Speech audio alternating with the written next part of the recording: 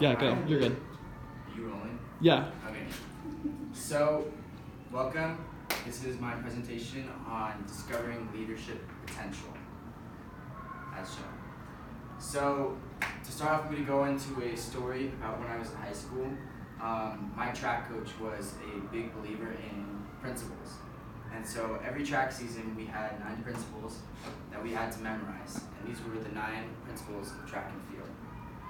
So he'd walk around while we're doing warm-ups, or we could be doing our workout, and he'd be like, "Wimmer, what's principle number 5?"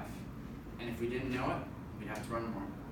So one of these things that principle number 5 happened to be was preparation breeds execution, and execution breeds success. So when you think of leadership, what makes good leadership? Well, if we prepare for what we're doing, we're going to breed what we're going to execute.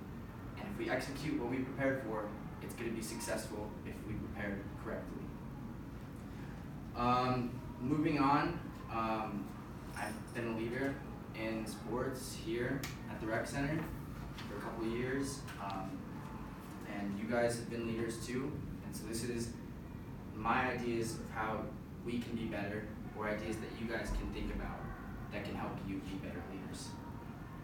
So moving on, what is our job? So our job as leaders is to communicate with our employees or engage our employees.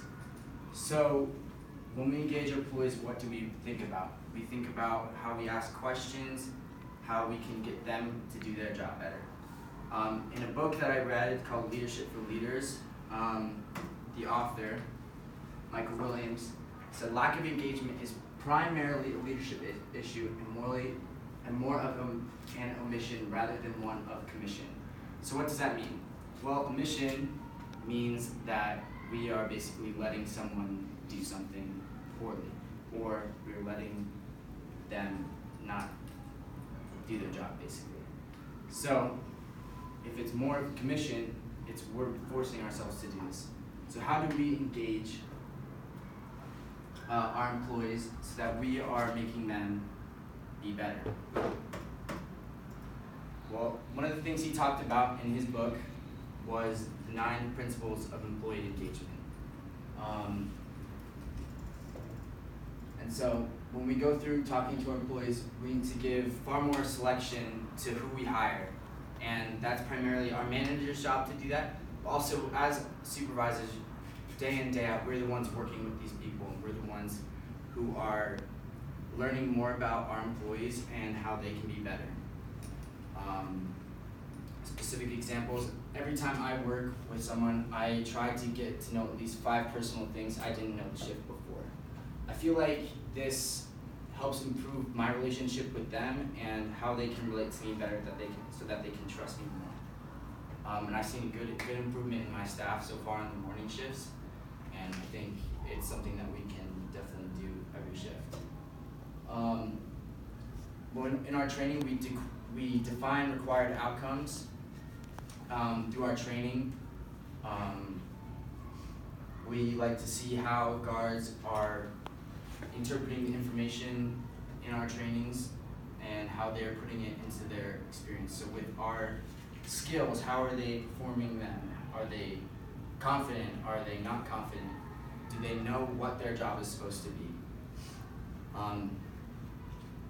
I think if we put more building blocks into the trainings and into our expectations of employees, that they will reciprocate that towards us, and they will be more likely to stay employed here instead of looking for other places to be employed. Another thing I liked from his 9 principles was to spend time with those who excel.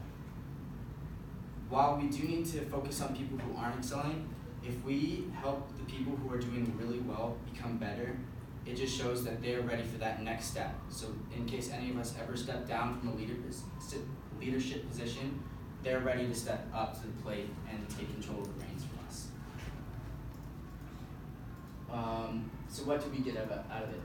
So another thing from his book is Williams talked about employees have the I needs. One thing that it talks about was the need, anyway, it talked about the need to engage our employees and follow up with them. Like I said before, I think that talking to the employees about how they're doing, what's bothering them, what can we do to make their job better, helps us know how we need to make our job better to help provide a better experience for them. And that's all. So when you're going through your everyday work, just try and think of these things. How can we prepare ourselves to execute to get a good result? How can we talk to our employees to make them better engaged in the job that we're doing? So I'd like you to just take that and think about it as you go about your everyday life, or in work, school, home. It really applies to anywhere. Thank you guys for